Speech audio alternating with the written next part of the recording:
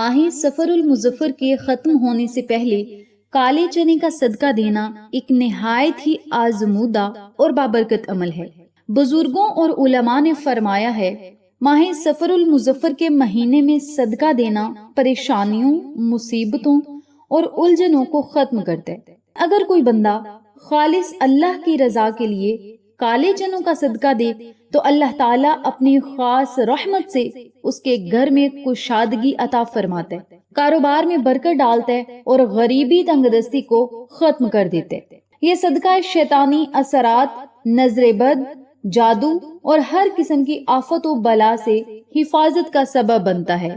کالے چنوں کا صدقہ دینے کا طریقہ کچھ یوں ہے کہ ماہ سفر کا مہینہ ختم ہونے سے پہلے کسی بھی دن 1 پاؤ، آدھا کلو یا 1 کلو اپنی استطاعت کے مطابق کالے چنے خرید کر اپنے گھر کے کچن میں رکھیں، اور ان چنوں کو آپ نے ایک پلیٹ میں ڈالنا ہے یا کسی بھی کٹوری میں ڈال لیں یا کسی باؤل میں ڈال لیں اور لے کر آپ نے الگ کمرے میں بیٹھ جانا ہے۔ اور اس وظیفے کو رات سونے سے پہلے اگر کریں گے تو زیادہ بہتر ہوگا۔ دن میں بھی کسی وقت کر سکتے ہیں، لیکن رات کو اگر پڑھ کر سو جائیں گے اور وہ چنے ساری رات آپ کے گھر میں رہیں گے تو بہت ہی بابرکت یہ عمل ہوگا۔ آپ نے کالے چنے لینے ہیں اور ان چنوں کو لے کر آپ نے ایک الگ کمرے میں بیٹھ جانا ہے۔ وہاں پہ بیٹھ کر آپ نے 7 مرتبہ درود پاک پڑھنے، درود ابراہیمی پڑھے۔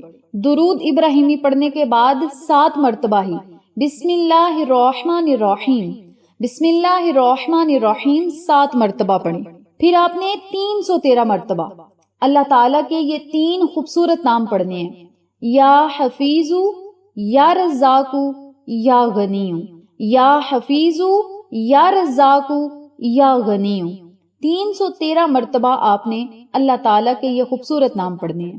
آخر میں پھر آپ نے 7 مرتبہ درود پاک پڑھنے اور چنوں پر آپ نے پھونک مار دینی ہے، اور پھر اللہ تعالیٰ سے آپ نے دعا کرنی ہے اپنے مقصد کے لیے، اپنی حاجت کے لیے، اپنے گھر میں رزق کے لیے، دولت کے لیے، برکت کے لیے، اللہ کی رحمتوں اور نعمتوں کے لیے خاص طور پر دعا کریں۔ اس کے بعد وہ کالے چنے آپ نے اپنے گھر کے کچن میں رکھ دینے ہیں اور سو جانا ہے۔ اگر دن میں یہ عمل کریں ہیں پھر بھی کوئی مسئلہ نہیں، لیکن رات کو اگر کریں گے تو بہتر ہوگا۔ جب آپ وظیفہ مکمل کر لیں تو ان چنوں کو آپ نے بھگو کر رکھنا ہے۔ اب آپ نے ان چنوں کو ابال لینا ہے، اور جب چنے ابل جائیں تو ان چنوں کو آپ کسی بھی طرح بانٹ سکتے ہیں۔ آپ ایسے بھی بانٹ سکتے ہیں، یعنی خالی ابال کے چنے بھی آپ بانٹ سکتے ہیں۔ ان چنوں میں آپ کچھ سیلڈ کا سامان ایڈ کر کے تو پھر بھی آپ بچوں میں تقسیم کر سکتے ہیں۔ ان چنوں میں سے تھوڑے سے چنے لے کر آپ نے اپنے گھر کی چھت پہ ڈال دینے ہیں تاکہ چرند پرند کھائیں، کیڑے مکوڑے کھائیں اور آپ کے لیے دعائیں کریں۔ نمبر 2 پہ ان چنوں کو آپ نے بچوں میں تقسیم کر دینا ہے۔ آپ کے گلی محلے کے جو بچے ہیں، آپ کے جو رشتہ دار ہیں، عزیز و قارب کے جو بچے ہیں، ان بچوں میں آپ نے یہ چنے تقسیم کر دینے ہیں۔ ویڈیو میں نے دکھا دیا ہے، ہم نے خود یہ چنے تقسیم کیے تھے اور اس طرح ہم نے کیے تھے۔ اگر آپ بھی تقسیم کرنا چاہتے ہیں تو آپ یہ والا طریقہ آزمائیں، اس طرح بچے خوش ہو کے کھا بھی لیتے ہیں اور صدقہ بھی ہو جائے گا۔ یاد رکھیے گا، یہ چھوٹا سا عمل، یہ چھوٹا سا کام، یہ چھوٹا سا صدقہ گھر کے تمام افراد، کاروبار، بچوں اور مال کی اللہ کی طرف سے حفاظت کا ذریعہ بنتا ہے۔ یہ صدقہ دینے سے گھریلو جھگڑے ختم ہوتے ہیں، بیماریاں دور ہوتی ہیں، قرضوں سے نجات ملتی ہے اور دل کو سکون ملتا ہے۔ آزمودہ عمل ہے، جو بھی یہ صدقہ خلوص نیت سے کرتا ہے اس کے لیے رزق کے، دولت کے دروازے اللہ کی طرف سے کھل جاتے ہیں، کاروبار میں کامیابی نصیب ہوتی ہے اور اس گھر میں رحمتیں اور برکتیں نازل ہونا شروع ہو جاتی ہیں۔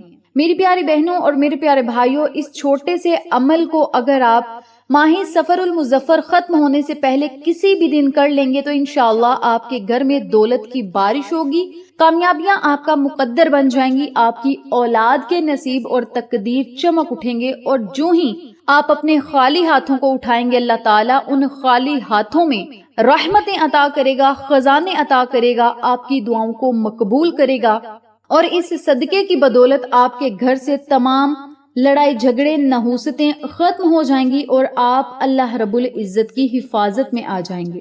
اس مختصر سے صدقے کو اور عمل کو آپ خود بھی کریں، اپنے پیاروں کے ساتھ ضرور شیئر کریں تاکہ تمام لوگ اس وظیفے سے مستفید ہوں، ہم سب کو صدقہ جاریہ کا ثواب ملتا رہے۔ انشاءاللہ پھر کسی نئے وظیفے یا اچھی معلومات کے ساتھ آپ کی خدمت میں حاضر ہوں گے، تب تک کے لیے اجازت دیں، اللہ نگہبان۔